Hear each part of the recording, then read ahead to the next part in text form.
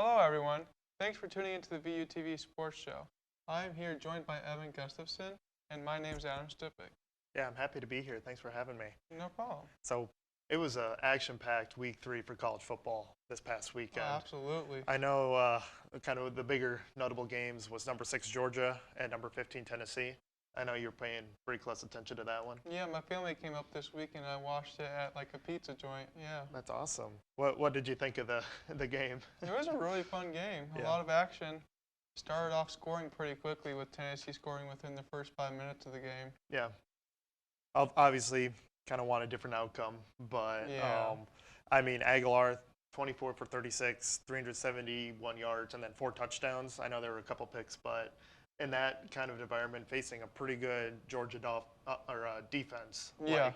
that's a tall task. Oh, absolutely. You know Georgia's defense is going to be one of the best in the nation year after year. Yeah. And then, Tennessee's offense is going to be one of the best in the nation year after year. Yeah. It's always those, and it's kind of fun to see two powers collide Right. in a game where either the defense takes over or the offense takes over. In this game specifically, the offense took over. Yeah.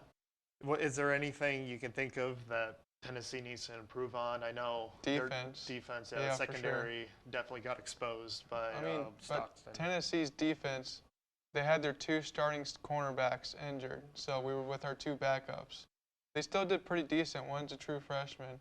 Yeah. But you can see there's a lot of room to grow, a lot of learning. Yeah, and you need some young guys to kind of step up. Yeah, absolutely, absolutely. It's tough though when you're facing a very good Georgia team. We did see some players ball out though. Yeah. Tennessee had a receiver, Chris Brazzell, that went over for 175 yards and 3 touchdowns. 2 were 70-yard bombs that were amazing grabs. Yeah. And to be honest, I had the game on until 1 minute left in the fourth quarter. I turned it off because I had another commitment. But you got lucky you missed the field goal at the end. What happened to Tennessee in overtime? Before overtime, Tennessee had the chance to win a game on a 43-yard field goal. So he took this field goal and then missed it wide right, which sent the game to overtime. And then after that, Tennessee dropped the ball right where the first round marker was. And then after that, they couldn't get anything going. So he actually made the exact same field goal that he missed to win the game in overtime, which put him up 41-38. And then after that, Georgia on the first play of overtime for them made it all the way down to the 4-yard line. Yeah. And then 2 plays later, they were in the end zone to win the game. Yeah. I know we can just talk about that game for hours because it was such a good game. Another big game, prime time. Another great game. Number 16 Texas A&M at number 8 Notre Dame. Texas A&M squeaked by 41-40 by a missed extra point. That you just got to make those. That's a really tough situation. There was a botched hold. He didn't catch the ball cleanly, so he had to make something happen. Yeah. And unfortunately, nothing happened. Yeah, it's just a tough error in kind of a key moment in the game. Marcel Reed was 17 for 37 for 2 touchdowns and 1 interception, and then Mario Craver absolutely popped off against a weaker Notre Dame secondary, and they also got exposed. I'm also pretty sure he's the leading receiver in the country for receiving yards now. Yeah. After popping off for around 200 yards. Yeah. Don't know the exact 207 yards. I mean, I'm surprised he doesn't have more TDs. Oh, I know. I mean, that first touchdown for him was amazing. Yeah. He just spun right away from the tackles and then ran for the rest. But it was an amazing play. Yeah. And then C.J. Carr, freshman, very young, learning every single game. He went 20 for 32, 1 touchdown, 1 interception. That 1 interception, although, was a very key moment in the game. They were up by 3, or I can't remember, but unfortunately, Texas A&M got an interception on him and then scored and went into the half with a 4-point lead, 20-24. So do you think maybe if that didn't happen, it would have been a different outcome for Notre Dame momentum-wise? I think so. Yeah. Because if you go up and leading at the half, you can take the gas off. You can't take the gas off never actually, but you can just go in, have with that mindset that you're leading. You just need to further the gap and just keep scoring and scoring and scoring. Yeah. I think Notre Dame is going to rebound. We'll talk about it a little bit later, but Yeah. just two kind of tough losses for high expectations after losing in the national championship last Yeah. year. And then number 12 Clemson at Georgia Tech, unranked Georgia Tech. That was a really good game too. Yeah. It came down to the very last moment of the game. Yeah. What did you think of it though? Just I thought it showed that Clemson's offense isn't as good as everyone thought it was going to be when going into the season. Yeah. And Georgia Tech's a lot better than what everyone expected. Yeah. I know their quarterback made a couple bad decisions too, especially red zone. I mean, you just got to capitalize when the field is a little bit more condensed. Yeah, but that makes it harder too because the defense becomes more compact. Yeah. There's less openings. There's a lot that goes into that. Sometimes it's easier for offenses to score if there's that much that much yards to gain before getting to the end zone. Yeah. Were you impressed with the game winner 55-yard field goal? Oh, absolutely. I was impressed that there was no timeout and everything had to be rushed, and yet still he made it. No pressure. Yeah. Yeah. Another game, big upset. Vanderbilt 31 at number 11 ranked South Carolina. They only got one touchdown, 7 points. It snapped a 16-game losing streak against the Gamecocks for Vanderbilt. I know South Carolina's quarterback and Heisman Trophy candidate Lenoris Sellers was knocked out of the game. Yes. That definitely changed things. Yeah, it was a 14-7 game. Yeah. South Carolina was driving on Vanderbilt too, maybe going to tie it up, but who knows? I mean, Vanderbilt took the opportunity and won. Yeah. Big time. So. Yeah. And then I also think it's one thing to beat a ranked opponent as an unranked team, but I mean, you go into their house and actually destroying them. Yeah. So that's tough for the Gamecocks. But Vanderbilt is now ranked at number 20, so we'll talk about that a little bit later as well. And then Florida at number 3 LSU. It was more of a defensive battle. Yeah, but it was a good game for a long time. Yeah. DJ Lagway, Florida's quarterback, struggled for most of the game. This is his true first SEC start, and then in this game, he actually played pretty well until the end. He had a couple of interceptions that could have been avoided. Those are just some rookie errors. Yeah. But he'll grow. He'll grow. He'll be really good. Yeah. Any other notable games? I would say one that was supposed to be notable was USF Miami, but ended up being a landslide victory for Miami. Yeah. That was another ranked game. Both teams were ranked. Yeah. However, Miami at home was just going to swamp USF all day. Yeah. And then also UTEP at number 7 Texas. Yeah. I know you want to talk about kind of Arch Manning's struggles in that game. Arch Manning's still a young quarterback. He's going to struggle a little bit, but in this game specifically, it reminded me of a little bit of the Ohio State game. They were playing a little lesser opponent so they could score more, but I think he needs to figure out something soon. Yeah. Otherwise, Texas could be in a little bit of trouble. Yeah. And I can't imagine just having that national spotlight. Oh, yeah, absolutely. I mean, the expectations. I can never do it. No. But I'm still impressed that he can go out there, still compete every day, even if he's not having his best games. He's still going out there and competing. Yeah. So thank you guys. We'll be right back after this break.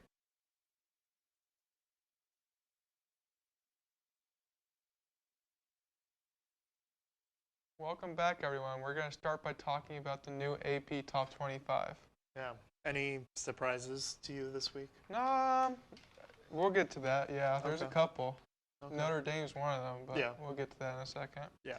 I think to start off the list, Ohio State deserves to be the number 1, and they are. So that's smart. Yeah. Penn State could be either 2 or 3. They're a good team, but they haven't really faced anyone yet. Not completely sold. In some games, they haven't looked great. Yeah.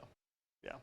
And then you got LSU, Miami, Georgia, finish out the top 5. Yep, that's a good top 5 right there. Yep.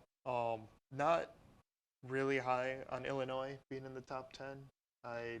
That's a trickier one, I think, for now. I agree with that. They haven't played anyone, but they did return a lot of pieces from last year, which is warranting them being that high. Yeah.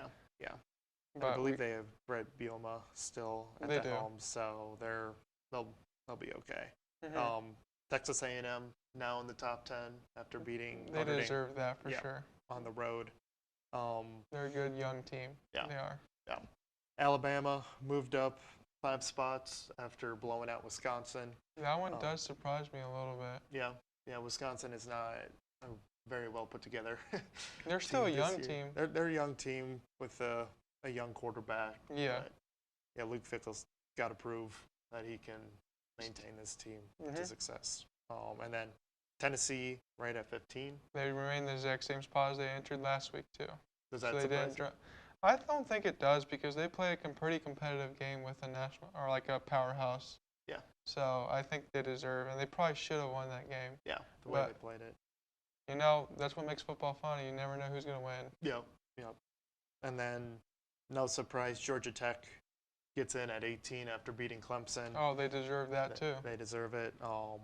And then also a couple other non-ranked opponents. Vanderbilt also blowing out South Carolina, and then USC finishes out the top 25. Yep. I'm surprised South Carolina dropped all the way out of the rankings. Yeah. They were ranked 12th, but then now they're all the way out. So.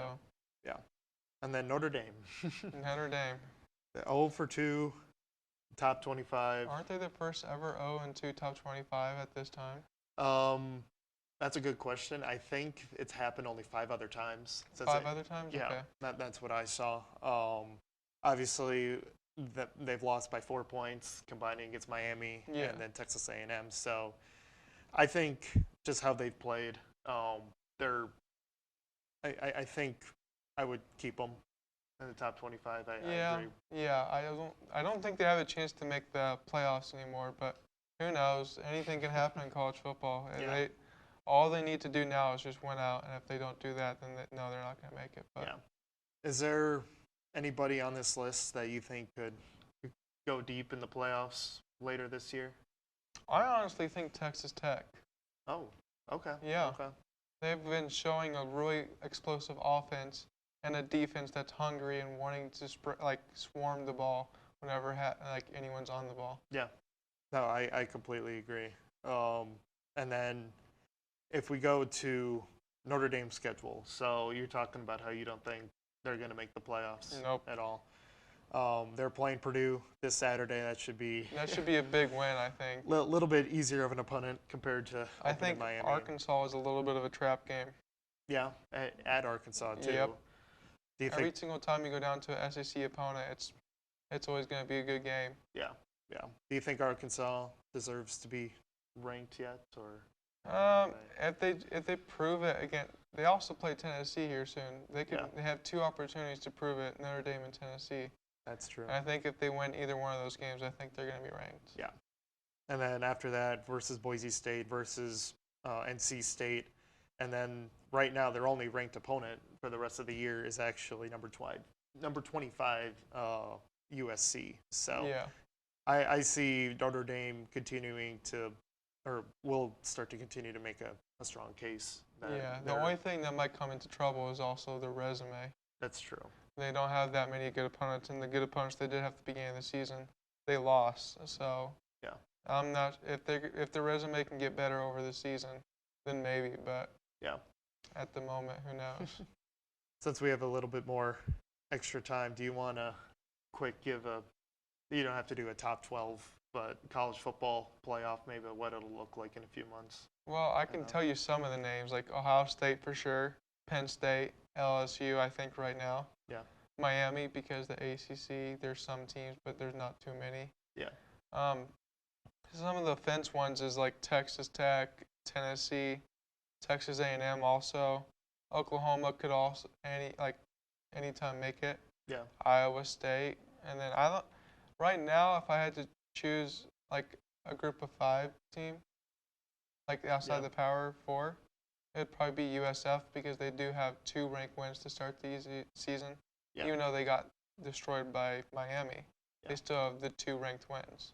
Yeah, and that's just such a tough matchup. Oh, absolutely. They were at Miami too. So, yeah.